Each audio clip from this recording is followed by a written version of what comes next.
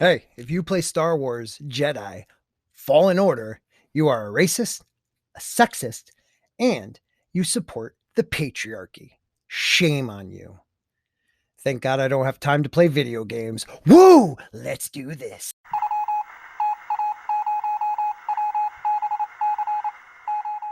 If you like talking sci-fi and fantasy, please subscribe.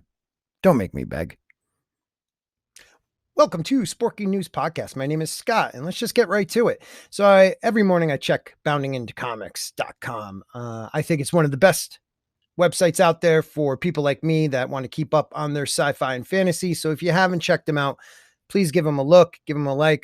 There's a Twitter, I believe. There's a YouTube channel. Do all the good things. Support content creators, people. Come on. God, are you that cynical and just angry? So one of the articles I saw, and we're going to take a look at this in a second, was actually from another website. I want to say it's Unwinnable. Again, I support Bounding into Comics. So one of the great writers over at Bounding into Comics, Spencer, I think it's Baculi. I might be wrong on that, and I apologize if I got it wrong. But the headline says, Unwinnable Monthly argues Star Wars Jedi Fallen Order protagonist Cal Kesset's, I am horrible with names, should have been anything but a white male. I am so sick and tired of this argument. Why? Why? I mean, they're going to tell us, I know this, but why? And if you want to check out this article, that's on you. But I rather support Bounding into Comics, read through theirs. They have some excerpts on it. So if you want to support this type of SJW crap, go ahead, open up that one. But again, Bounding in Comics, I think, has enough information on this. So let's take a look at the article. A recent column in the digital video game magazine Unwinnable Monthly has argued that the protagonist of EA's Star Wars Jedi Fallen Order, Cal Kestis, I'm just going to say Cal. Okay, I'm just going to say Cal, should have been anything but a white male due to elements of the game's story.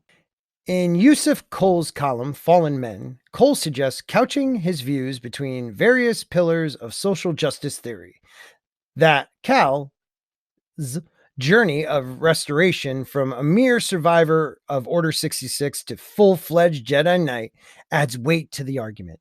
That Cal's role would have been more appropriate for a member of any other demographic, as the story of Cal is that of his deserved role as a white man in the story told by white men. Wow, that's one way to start an article, huh? I mean, right off the rip, we know where this is going. I mean, any other demographic. I mean, why not an alien? Why does it have to be that any other human demographic? We don't care who or what sex, gender, type, color, alien race that they put on there. We want to play the game, and we want to make sure the game has a great story, great action, easy play, control play. So why do we even have to go here? But I bet you he's going to tell us. All right, Yusuf, let's see where you go.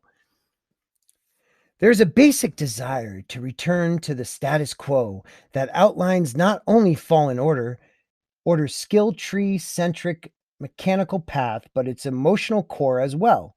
It is a story about an unfair loss, and it's a game about dragging oneself back from loss, but it doesn't really consider what the experience of losing power might teach the person who loses it. Though Cal does not ultimately choose to pursue these force-sensitive children, by the end of the game, he's more powerful than he was as a Padawan. His personal mission of self-restoration is accomplished, even if the future of the Jedi remain murky. He has taken natural lead of his team made up largely of women, and it is clearly his decision about where they head next. The shape of his arc adds weight to the argument that Cal's should have been anything but a white male protagonist. When the game director Stig Asmussen was asked about choice of protagonist in Game Informer interview, he replied that Rey was kind of the thing for Star Wars, so it made more sense for us to have a male protagonist. Beyond the weird logic that only one female hero can exist at a time?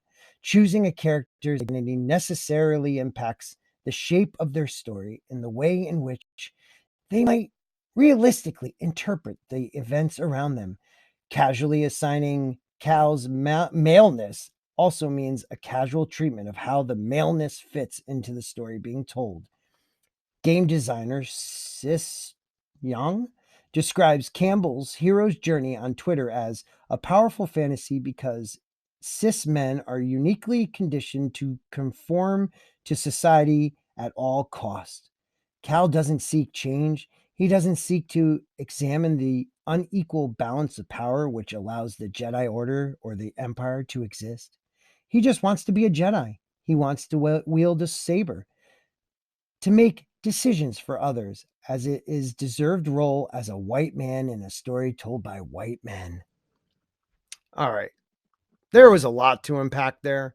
But all I hear is blah, blah, blah, white man bad, blah, blah, blah, anything but white men, blah, blah, blah. This is the only gender demographic that we can attack, and no one's going to, hold it against us. Well, guess what? I hold it against you. Why can't he be a white male? Okay. I understand up until recently, a lot of movies, a lot of games, most games, most movies, I'll even say TV, a white male character was the lead role. He was the powerful one. He was the one that had the plans. He was the one that figured it out. And that, yes, was most likely wrong. But that was a time and there was an era for that. We have changed since then. But why can't a white male be the protagonist? Why does it always have to be somebody of a different demographic now? So now you're saying, let's just keep white men out of it completely. Let's take away their power, take away their stories, and make them our own. Now, if they put a black male or a Asian female or a transgendered, I don't know, Russian guy, I'd be fine with that. If the story is good and the plot, I don't even think I want to read on with this because it's just the same stuff we have been getting day in and day out since 2016 when the Orange Man took office. These people are losing their ever loving mind. Can't help but find a slight of some sort by the white male in everything they see. Please give us games of diversity. Please give us all the demographics you want. I have no issue with that. I actually support that. But don't attack us because we want to be represented too. Okay. I am open to any storyline you have if the plot is good, the character development is good, and there is actually something, I'm going to get out of it for my perspective of the hero's journey. But I'm not even going to go on with this. I'd like to hear other people in the fandom, maybe a woman by the name, I don't know, of Geeky Candy. She has played this game. I think she finished it. She has live streams of it. I think there's 8 of them. Check out her playing the game. Does she seem like she's oppressed by playing a white male? I don't understand. Is there any African American men out there that have played this? Do you feel oppressed? Do you feel like you were not represented? I mean, do you even think about that? Because I'd like to know that. That's a good question. So that is my question. This game, do you feel like by having a white male as the protagonist, you were less valued while playing it? Thank you for stopping by. Again, subscribe if you want. I really don't care if you don't, though. I subscribe to people I don't agree with all the time, because that's what my country, the United States, is based on. It's based on debate. It's based on different cultures, different people, different demographics coming together and making it a better world. And maybe instead of just attacking people, we can have discussions why you feel the way you feel instead of saying, nope, no white men, nope, get out.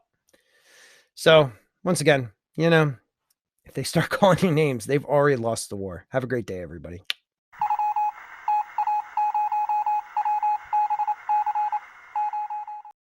Are you ever happy? Just let it go.